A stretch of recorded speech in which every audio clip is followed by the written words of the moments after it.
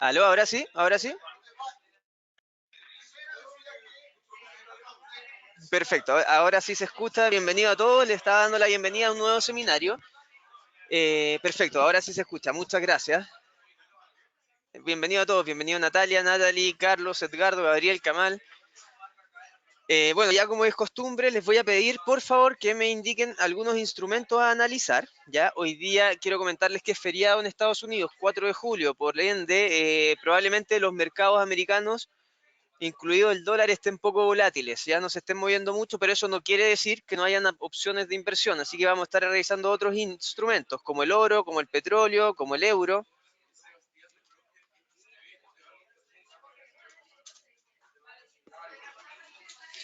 El SP500 igual lo vamos a ver, efectivamente, a pesar de que el día de ayer ya tuvimos máximos históricos, ya vamos a ver también el australiano dólar, el dólar peso chileno y el mexicano.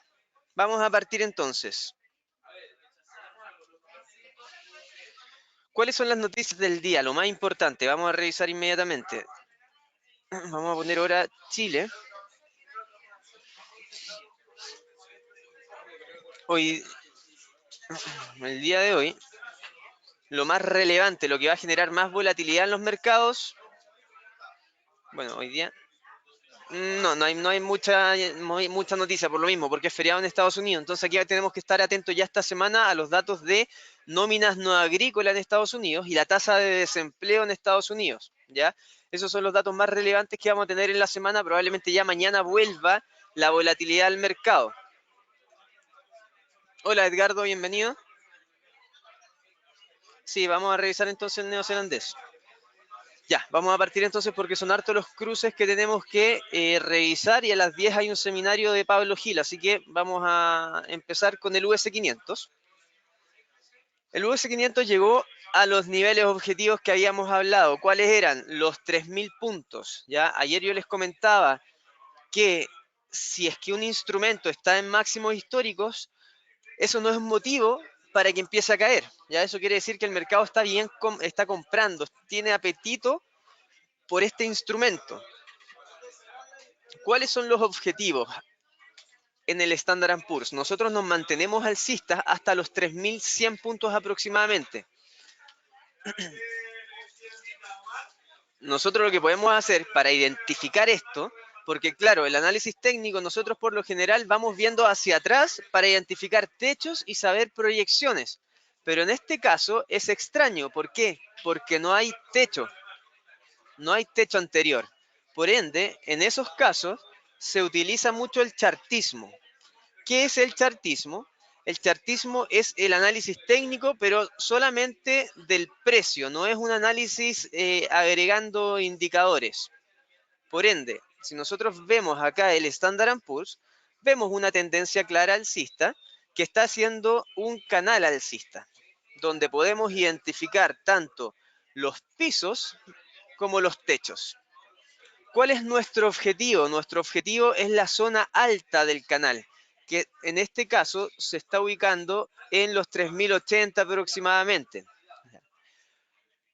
¿Qué me dice el RSI? Me indica que está en 70, está en zona de sobrecompra, pero eso no quiere decir que el precio ya no tenga fuerza.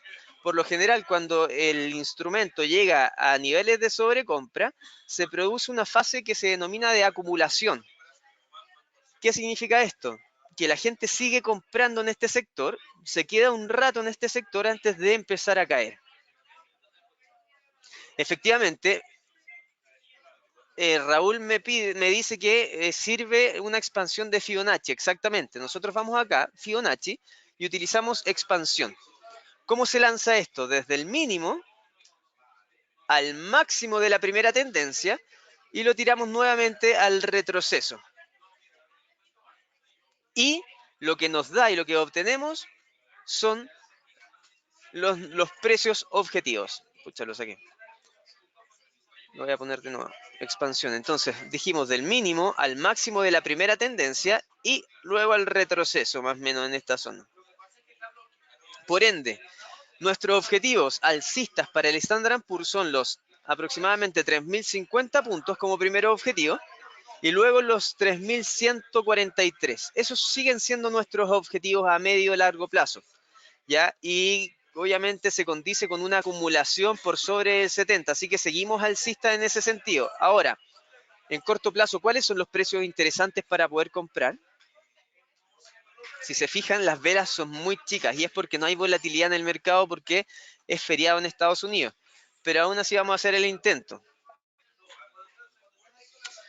En este caso, los precios más atractivos en corto plazo, pucha, la verdad es que no te dan muchas señales. Serían los 3.900, 2.990, 2.985. Hoy en particular es complicado el Standard Poor's por el feriado, porque no hay volatilidad en el mercado. ¿Ok? Pero vamos a seguir viendo otros instrumentos. Así que seguimos alcistas hasta los 3.050 como primero objetivo y 3.100 como segundos. ¿Ya? Eso es con respecto al Standard Poor's. Vamos a ver el oro. ¿Qué está pasando con el oro? El oro el día de hoy está mucho más volátil que el Standard Poor's, obviamente. Si acercamos el gráfico, estos están gráficos mensuales, y lo ponemos en gráficos diarios, nos vamos a dar cuenta que ayer habíamos trazado una tendencia alcista en el RSI que se respetó, no fue capaz el precio de romperla. Sigue siendo esto una directriz importante, lo que nos dice que el precio debería seguir subiendo. Pero, ¿cuáles son los precios más atractivos para poder comprar oro? En este caso, los precios más atractivos son estos. Es esta zona, los mínimos anteriores. Se abren posibilidades de compra en los 1.383 con objetivo en los máximos nuevamente, en los 1.438. El día de hoy mucha noticia económica no hay. Recuerden que las noticias económicas que siguen al oro y que son los drivers, los conductores del oro, vendrían siendo más las tensiones geopolíticas. Pero mañana, el día de mañana, va a ser un día clave para el oro y para el dólar y para la bolsa estadounidense. ¿Por qué? Porque sale el dato de empleo no agrícola en Estados Unidos y si es que este dato sale malo, podría presionar a la Reserva Federal para bajar las tasas de interés. Y si eso es así y la Reserva Federal durante la reunión de este mes baja las tasas de interés, podríamos ver un oro en los 1.438, incluso en los 1.450 dólares por onza. ¿Ya? En el fondo, y el por qué, para que se entienda, y es que los bancos centrales, cuando bajan la tasa de interés, se debilita el dólar y aumentan los riesgos inflacionarios. ¿Y qué pasa con el mercado? ¿Qué hace la gente cuando aumentan los riesgos inflacionarios? Se refugia en el oro. Es por eso que ha aumentado el apetito por riesgo en el oro. O sea, en el fondo el apetito por el oro, no por el riesgo, porque es un instrumento de refugio. Y hemos visto esta subida, es una gran subida vertical. Si nosotros lanzamos un Fibonacci, que el Fibonacci se lanza del mínimo al máximo para ver el retroceso de esta tendencia, nos da precios de compra interesantes, los 1.400 y los 1.376 aproximadamente. Esta es una zona muy interesante para estar comprando oro con objetivos en 1.450.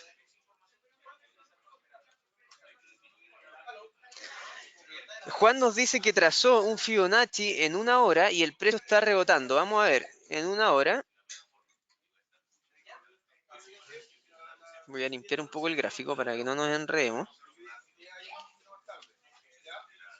Me imagino que esto es el tramo que tomaste, Juan, ¿no? De acá aproximadamente hasta acá. Y efectivamente, voy a eliminar la onda de Bollinger, efectivamente, tal como nos indica Juan, el precio está rebotando entre el 38,2 y el 50%. Entonces, si nosotros quisiéramos tomar una opción de compra en el oro a corto plazo, estos son muy buenos niveles para comprar, con objetivos en 1424 y segundo objetivo en 1437. Muy, muy buena acotación, Juan. Está perfecto, ¿ya? Muy bien. Está muy, muy interesante el oro ahora en el corto plazo, ¿ya? Así que perfecto. Sigamos entonces con el petróleo. El petróleo continúa su caída, ya está en los 57 dólares.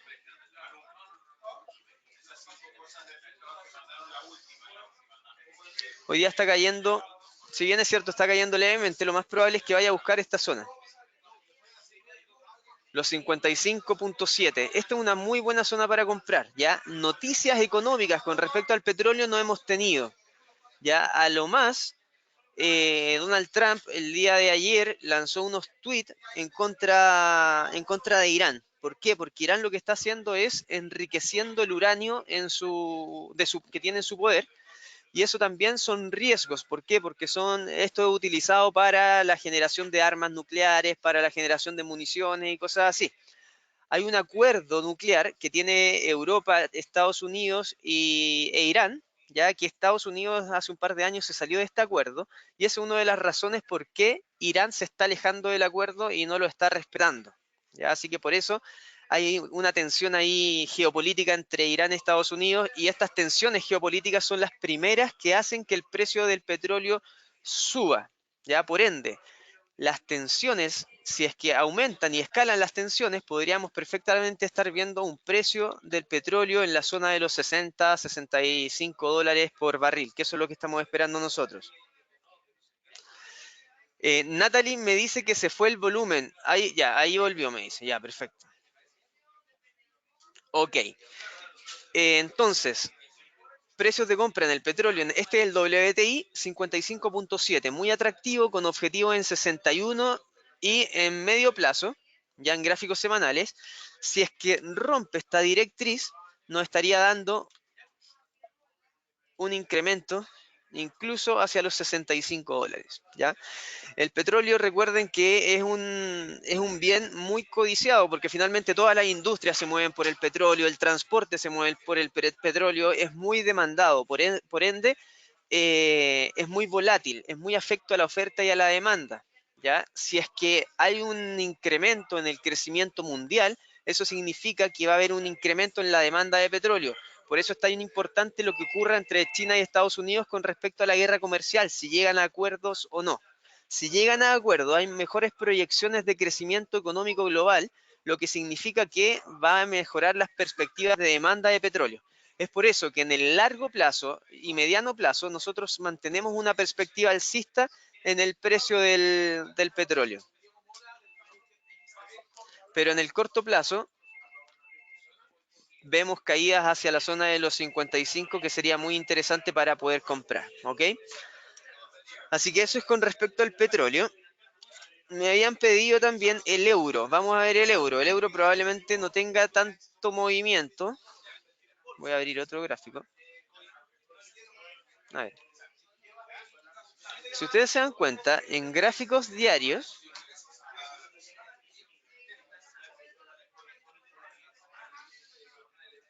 ahora estamos viendo gráficos diarios. En gráficos diarios el euro no ha presentado una gran variación. El tamaño de la vela es muy bajo, es muy chico, y eso quiere decir que el precio de apertura está muy cercano al precio de cierre. Por ende, indica que no hay tanta volatilidad en el mercado. La gente está indecisa, no se está metiendo, no está entrando. ¿Por qué pasa esto? Porque es feriado en Estados Unidos, ¿ya? Pero eso no quita que el euro está en una muy buena zona de compra, ¿ya? Esta zona de entre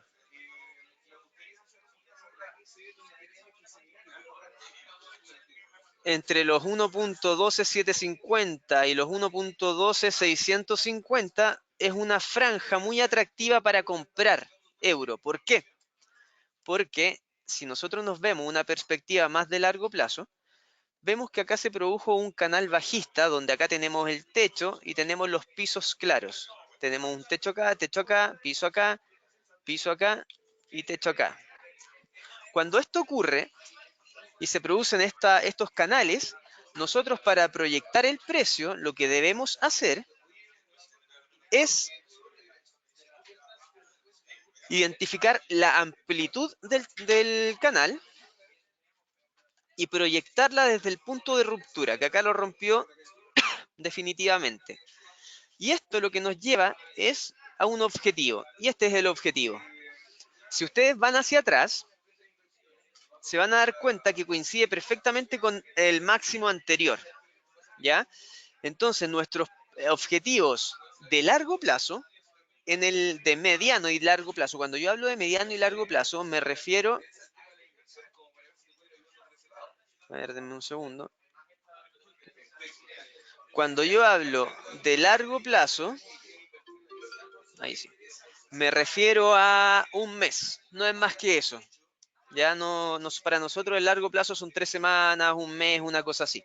Ya entonces tampoco es que sea una inversión a años, para nada. Sigue siendo corto plazo si vamos a hablar de inversiones más tradicionales, ¿ya? Entonces, lo que les comentaba, habíamos dicho que acá,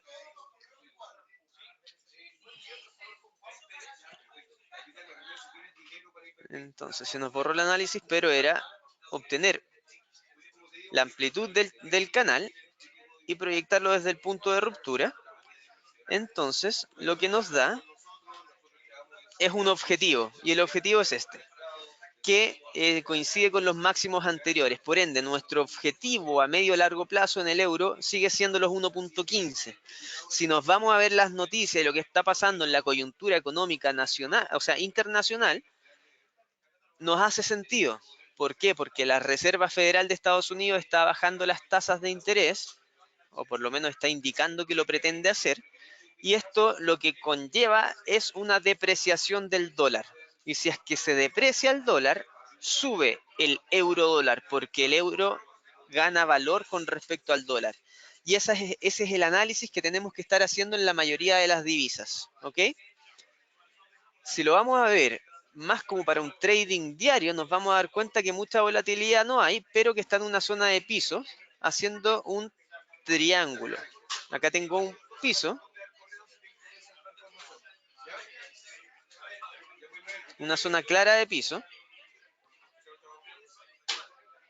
y una zona de techo. ¿Qué es lo que está haciendo esto? Está haciendo un triángulo descendente. Los triángulos son figuras de descanso del precio. El precio está descansando y tiene que salir hacia algún lado. Puede salir hacia abajo como puede salir hacia arriba. ¿Cuál es la probabilidad mayor? Que salga hacia abajo. ¿Por qué? Porque viene de una tendencia bajista y por lo general los triángulos se desencadenan a favor de la tendencia que viene antes de que se empiece a formar. Entonces, ¿qué es lo que hacemos nosotros para proyectar la amplitud también? La amplitud del triángulo y la proyectamos en el posible precio de ruptura. Y lo que eso nos indica vendría siendo un precio objetivo en los 1.12, 270. Esto en corto plazo ya. Esto es como para entre hoy y mañana, una cosa así. Entonces, si es que nosotros vemos rupturas de 1.12.700, perfectamente podríamos vendernos hasta 1.12.270 poniendo los stop loss en esta zona, por sobre el triángulo. Este sería un muy buen trade porque en el fondo vendría siendo más o menos arriesgar uno para ir a buscar aproximadamente 3 como retorno. Ya esto en corto plazo entonces estamos bajistas hasta la 1.12.270 y ahí ya se abren buenas posibilidades de compra. Ya, eso es con respecto al euro. ¿Qué más me estaban pidiendo?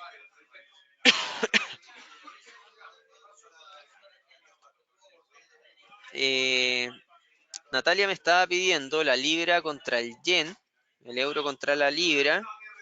Me estaba pidiendo el dólar, ya, el dólar index. Vamos a analizar el dólar index, USD y BX.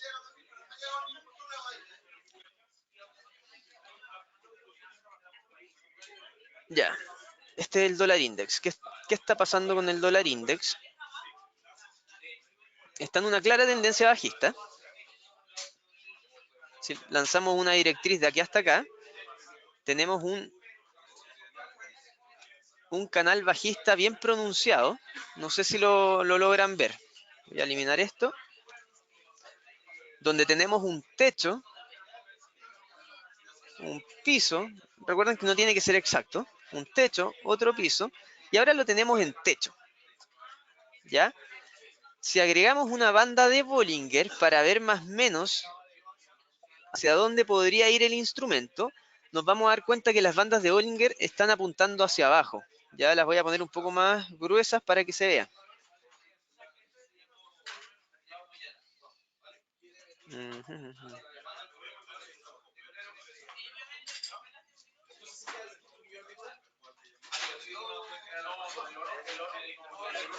Ya, estas son las bandas de Bollinger.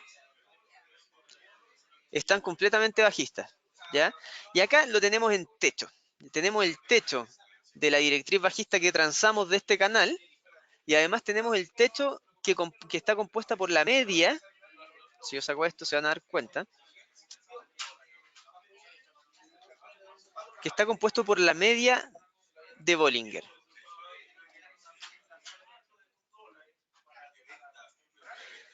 Se dan cuenta que acá hay un techo, esta media celeste está funcionando como techo y también el techo lo está haciendo esta directriz bajista. Por ende, en este momento en el dólar, a mi parecer, le va a costar mucho superar esta zona de los 96.450. Por ende, las probabilidades que el dólar se siga debilitando hacia esta zona de los 95.300.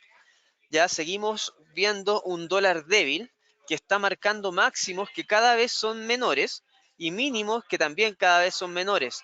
Eso indica perfectamente una tendencia bajista. Si nosotros tiramos una línea en esta zona, nos vamos a dar cuenta que coincide con esta zona de piso, con pisos anteriores. Por ende, es muy probable que vaya a buscar los 95.300. ¿Ok? Ya. El dólar index entonces, me habían pedido el dólar peso chileno. Bueno, el dólar peso chileno sigue mostrando debilidad. No ha sido capaz de ir a buscar la zona de los 685. De hecho, si se dan cuenta, se está respetando esta directriz bajista en el RSI que habíamos marcado en las sesiones anteriores, donde tenemos techo acá, techo acá, techo acá y techo acá, ¿ya?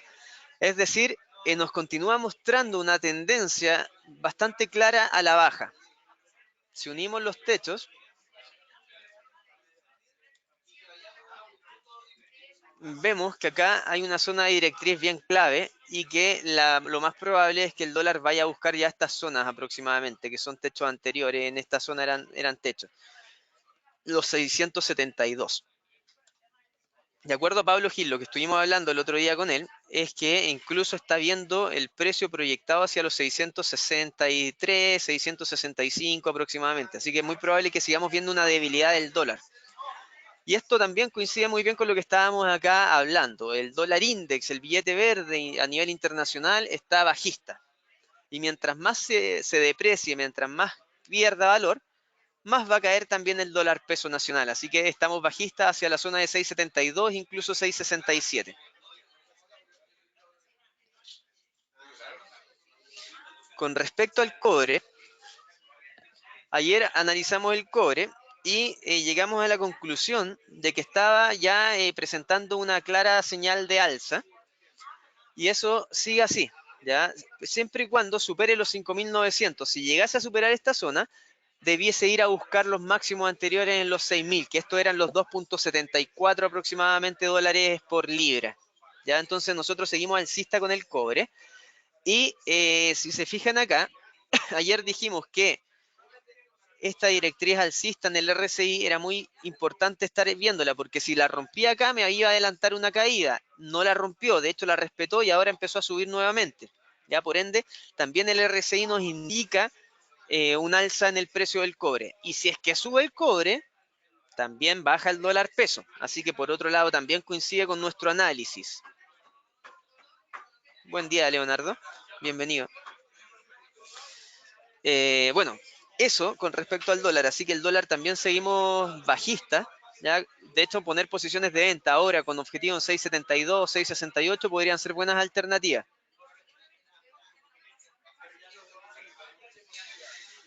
Vamos a revisar el dólar yen que también nos habían pedido. Ya nos quedan 3 minutos, así que le vamos a echar un vistazo al dólar yen.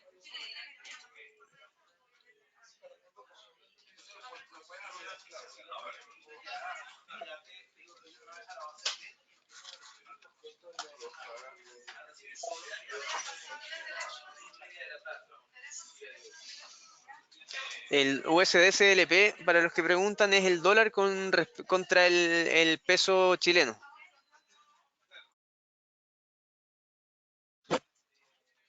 Ya, vamos a partir entonces con el dólar yen. y para ir dando por finalizado el seminario. El dólar yen sigue con una clara tendencia alcista en el corto plazo y está haciendo también una especie de triángulo. Tenemos que ver hacia dónde se desencadena, ya hacia dónde rompe. Lo mismo que estuvimos viendo hace un rato con el otro triángulo, por lo general estos triángulos que son descansos rompen desde donde viene la tendencia. La tendencia viene claramente alcista. Por ende, si tomamos la amplitud del triángulo y lo proyectamos en el punto de ruptura probable, nos da una posibilidad de caída en el dólar yen de hacia los 107.400 aproximadamente, ¿ya? Que coincide perfectamente con el piso de acá, por ejemplo, con ese y esta zona de techo. Recuerden que antes, cuando los techos son perforados por el precio, acá fue un techo, techo, techo, acá lo perforaron, se transforman en pisos. Entonces ahora esto ya no es una resistencia, sino que es un soporte. Probablemente veamos caída hacia esa zona. Si escanarizamos el dólar index, donde vemos que hay probabilidades de caída, también nos coincide con el análisis del dólar yen, ¿ya? Así que eso, bueno, chicos, hasta acá tiene que llegar el seminario el día de hoy porque ahora viene Pablo Gil con otro seminario. Ya las cosas que nos quedaron en el tintero vamos a partir analizándolas mañana, que vendría siendo el neozelandés dólar, el australiano dólar, etcétera. Ya, muchas gracias por su participación. Eh, y bueno, lo que necesiten, obviamente, pueden contactar a sus ejecutivos. Que estén muy bien, muy amables.